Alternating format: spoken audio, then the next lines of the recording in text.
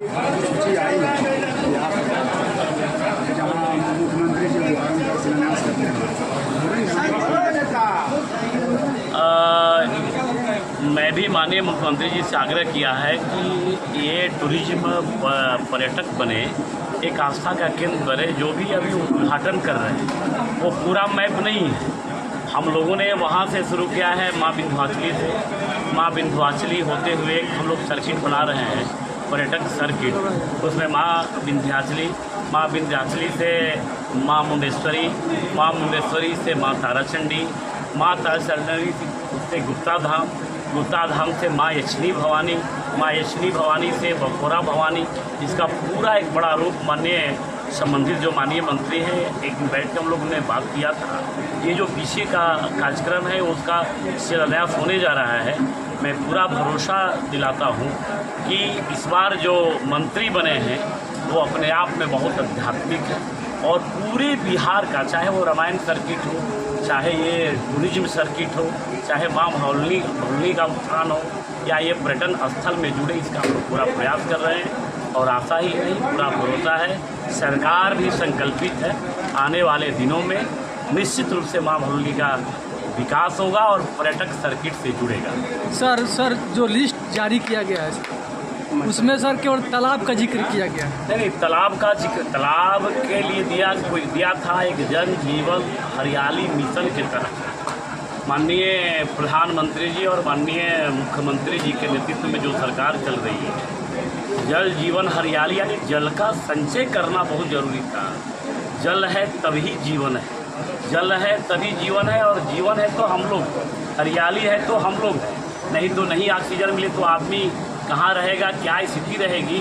और जल का संकट दिनों दिन बढ़ रहा है।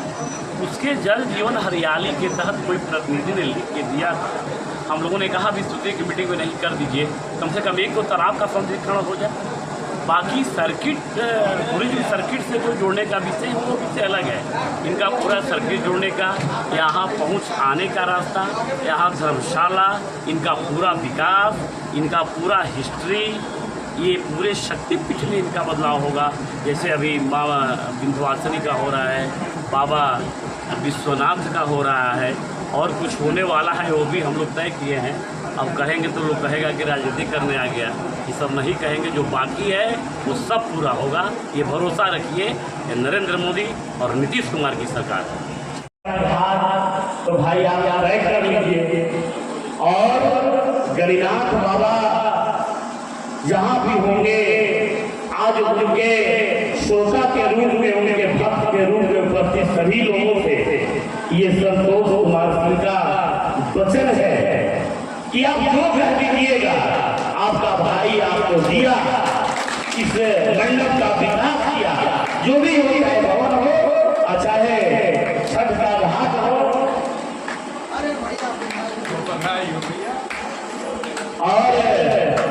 और बाहु के रूप में नहीं देता। इसलिए नहीं देता कि बाहु का अधिकार है लेने का, देने का नहीं है, ससुराल में मिलता है। लेकिन आज मुख्य अतिथि के रूप में और गरीनाथ बाबा के भक्त के रूप में जो आपको कह दीजिएगा, आज के इतना जरूर याद रखिएगा, उनके जैसा नहीं, 4 साल में पूरा ब्रह्मांड नाम लिए थे। अपने भाई के लिए भी कुछ सोच के छोड़िएगा, इतना दीजिएगा कि आपका भाई आपके, इस बार मत भूलाइएगा, इस बार मत भूलाइएगा, सालों भर अमल करते थे, एक नहीं, सालों भर करते थे। के लोग जब इस धरती पे पड़ गए तो धरती माँ फुला गई, इसको हम माँ मानते हैं। यही एक देश है, एक भारत देश, जो एक वैसे माँ को माँ मानता है। मैं गरीनाथ जी के बारे में कह रहा हूँ, मेरे मित्रों, मेरे साथ, वैसे इनको माँ मानते हैं जो माँ हमें जन्म रखी है। माँ 9 साल गर्भ में रखकर बाल उसके कई पीड़ा सहते, कई व्याधि सहते, कई यातना सहते हमें जन्म देती है। और जब माँ हमें जन्म देती है और जब हम पृथ्वी पे आते हैं तो एक माँ पृथ्वी माँ होती है। ये सनातन कहता है। खत्म ही कर रहे हैं, समय ज्यादा होगा।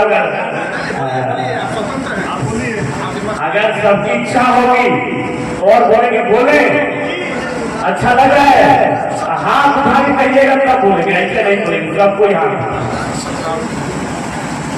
तो एक माँ जो हमें जन्म देती है वो मेरी माँ है, और एक माँ जब हम पृथ्वी पे आते हैं, जमीन से धरा पे आते हैं और इसके मिट्टी में लिपट के हम बड़ा होते हैं, हम चेतन अवस्था में होते हैं, हमें IAS बनाती है, हमें IPS बनाती है, हमें नेता बनाती है, हमें मंत्री बनाती है, हमें विधायक बनाती है। तो इस माँ का भी कर्ज मेरे कंधों पे रहता है मेरे मित्रों, मेरे भाई, मेरे साथी। तो इस माँ को इतना कष्ट था उस जमाने में कि माँ इतना व्याकुल हो गई, मेरी धरती माँ, और वो सीधे ब्रह्मा के पास गई और गाय के रूप में गई। ब्रह्मा की पूजा कर रहे थे, बोली कि हमें पृथ्वी पे क्यों छोड़ दिए, मैं क्या हूँ धरती माँ के रूप में, मैं इतना याद कर रही हूँ, मैं जिसको पैदा करती हूँ उसका रक्त रंजित हो जाता है, वो खून से लथपथ होता है, मेरे आंचल में आके गिरता है, हमें बर्दाश्त नहीं होता, हे ब्रह्मा हमें बुला लीजिए।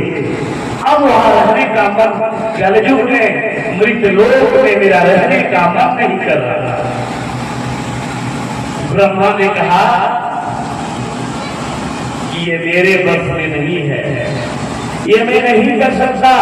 पता नहीं कई हमारे विद्वान साथी यहाँ उपस्थित होंगे, कई हमारे पंडित हम उनको कहते हैं जो विद्वान और कई हमारे पंडित जी भी यहाँ उपस्थित होंगे, स्वाभाविक है।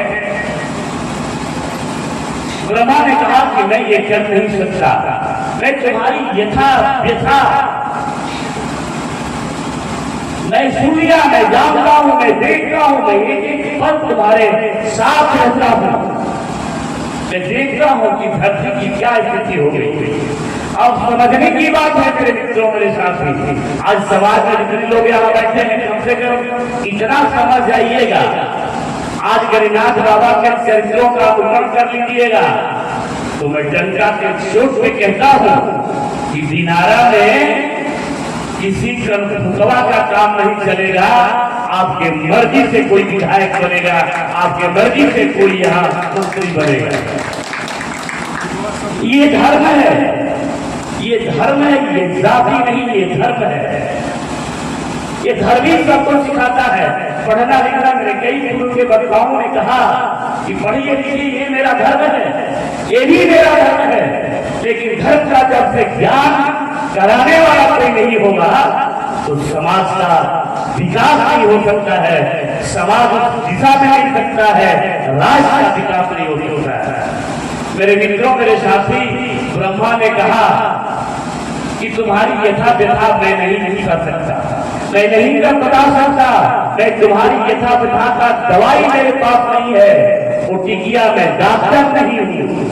तुम महादेव के पास जाओ, भोले बाबा के पास, देवों के देव महादेव के पास जाओ। जब महादेव के पास जाओगी तो तुम्हारी यथा और व्यथा ये दोनों का दवाई होगा, बुखार का भी दवाई होगा और कैंसर का भी दवाई होगा।